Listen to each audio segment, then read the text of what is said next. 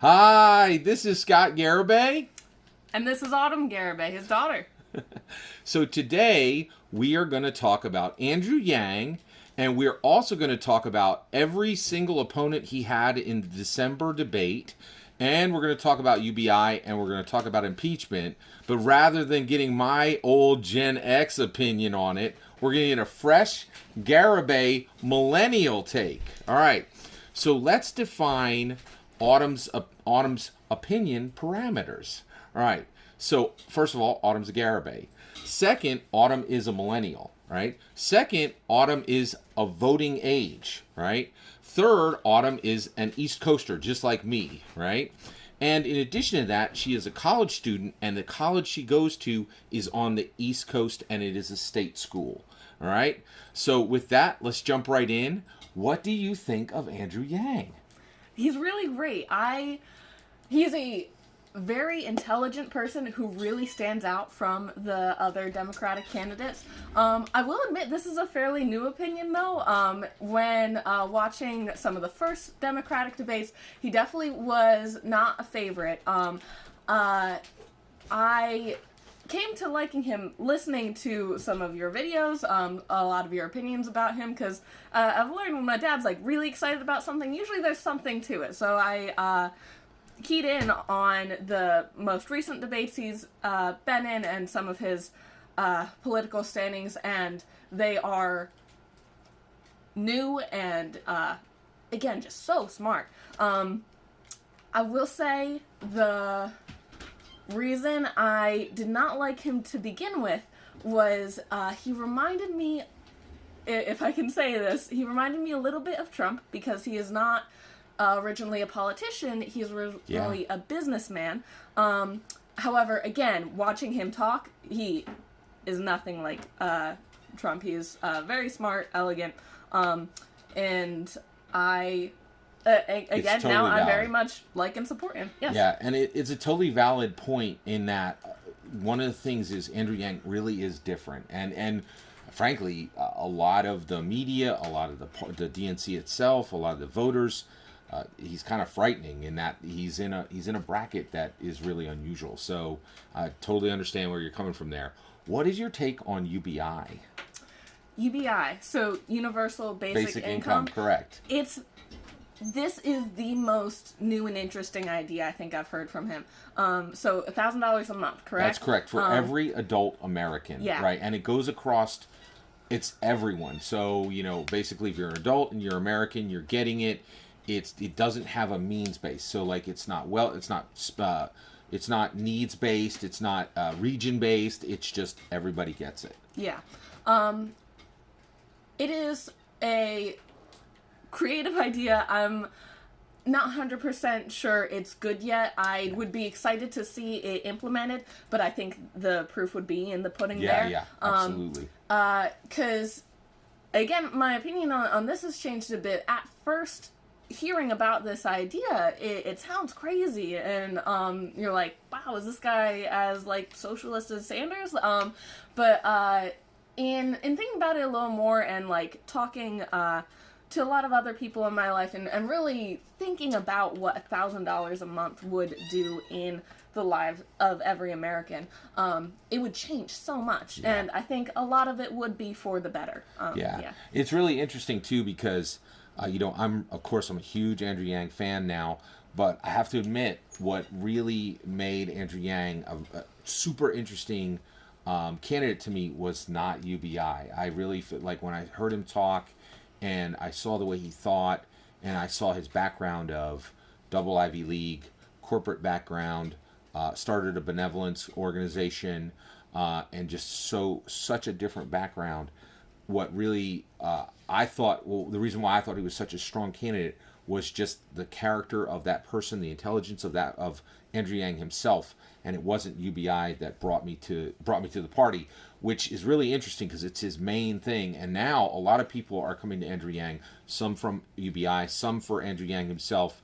some for other stances he has. So it really is interesting. Yeah. All right. Let's talk about Andrew Yang's foes and opponents. Absolutely. And no limits here. Go ahead and let me know what you think of the candidates, and also feel free to talk about what you think as far as how they're coming at Andrew Yang, what you think Andrew Yang might have to overcome to defeat them. So let's talk. We'll go right down the list. What do you think of Biden? Biden, not a fan. Yeah. I would say the exact opposite of what I just said about Yan. I would have never compared him to Trump before the debates. I would after. Wow. It's Wow. been really difficult watching him in the debates. He curses. He imitated a stutter. I feel like the only thing he had going for him was his connection to Obama. And I don't think that's a strong enough connection to be meaningful enough to actually vote for him. Yeah, that's Yeah. good. That's a really good way of summing it up. What's your take on Sanders? Sanders, also interesting, also not a fan. The most prominent thing about him is his age. He's literally had a heart attack. He would be the oldest of oldest these. president ever. Yeah. Yeah.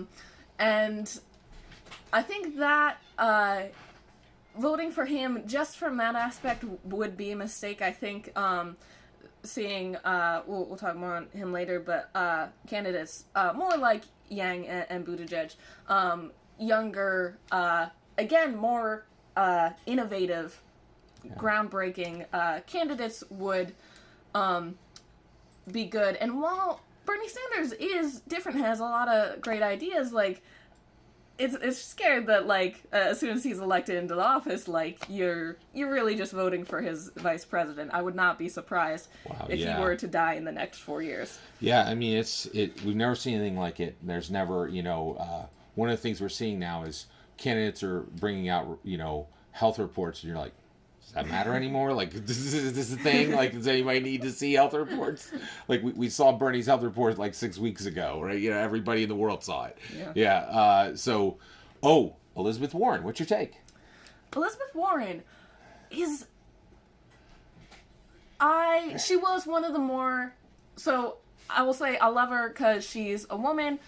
She does have some good stance, a lot of good stance on education. I can say I'm a classroom assistant myself, so I teach a lot, and she really understands teachers. The things I wouldn't like about her, she is a Hillary clone, so I don't think that she could beat Trump if she were to be the Democratic candidate. And I've noticed that while she is very passionate, she's also very emotional, and I don't think that people will be receptive of that, especially from a woman. That's interesting. I had never really noticed. I noticed in the last election that there was a couple times where her emotions were starting to well, but I kind of felt like she had them under control. I had never really noticed that her emotions were kind of high. But it really, one of the things that's interesting is, we all have our perceptions of these candidates, and I think it's difficult for us to understand that when other people, bring their perceptions of these candidates, they're seeing completely different things, and they're really seeing through a different filter. Mm-hmm. And everybody really brings their own filter to viewing these candidates. All right, let's talk about Amy Klobuchar. What do you think? Also a woman. Honestly, I mean, I am too. She gets points for that. Yeah. Honestly, she was one of my favorites from the last debate. I think she has... Again, it's another female presence, and I think she's a very strong one. She really went toe-to-toe with the other Democratic debate candidates, and still not above Yang. I think she could be more creative or even purposeful with the policy stuff. In everything else, she seemed a little bit vanilla.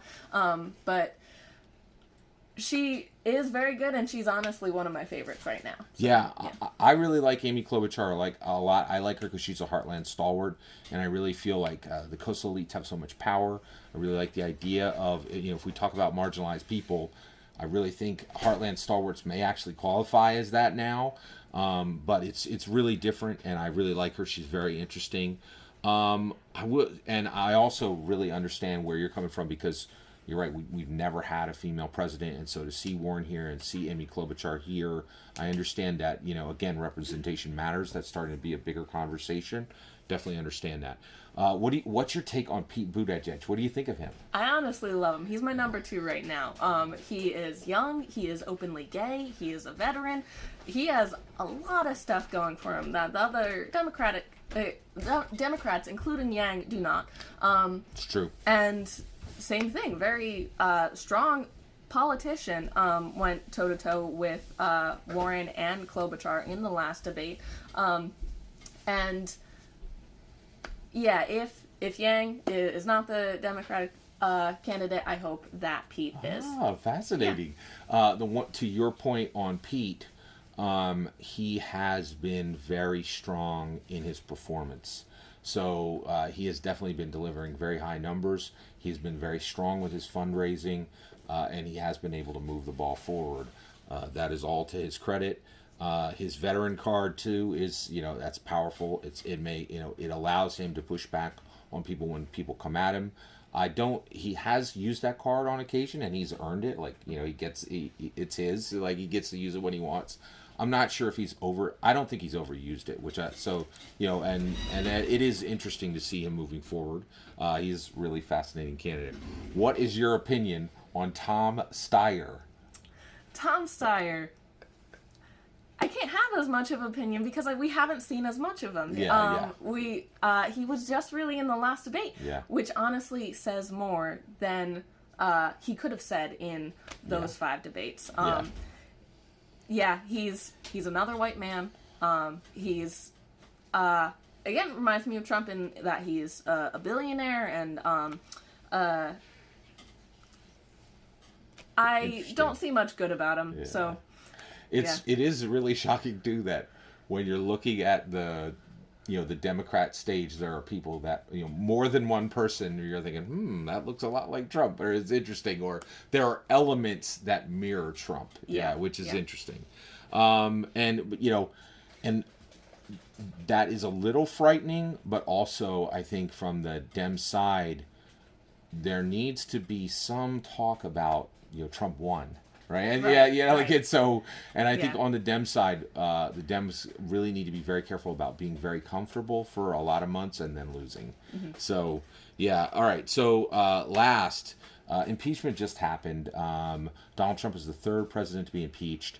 The only reason I'm bringing it up is it is absolutely historically important.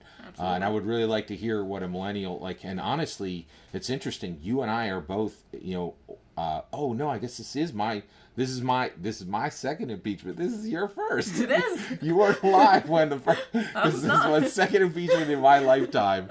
So boy, I'm hoping I don't see a 3rd. But so what do you think of Donald Trump's impeachment overall, and also, if at all, how do you think it ties? What do you think it'll mean for Yang? Go ahead. Yeah. So feelings on impeachment, mixed feelings, mostly negative. It's really interesting because I think strategically seeing this happen at the same time as the Democratic debates is, I think, bad overall. Like, when we're talking about removing Trump, we could have done that in a year without all this rigmarole. Like, that's what these debates are for. And it's hard to say that because I'm in the millennial crowd, and if you say, oh, maybe we should have impeached Trump, then it's like, oh, so you like Trump? But I think that the Democrats could have done a lot more good focusing on someone to beat Trump instead of getting him out of office before his term was up. It is very historically significant, and that is, I'd say, the main positive here. We have very clearly stated, like, Trump is not fit to be president, and that has literally gone down in history books. As for what this means going forward, might mean that Yang is not the 43rd president. So he'd be number 46. There were Yeah, 43. So he would be number 46. 46.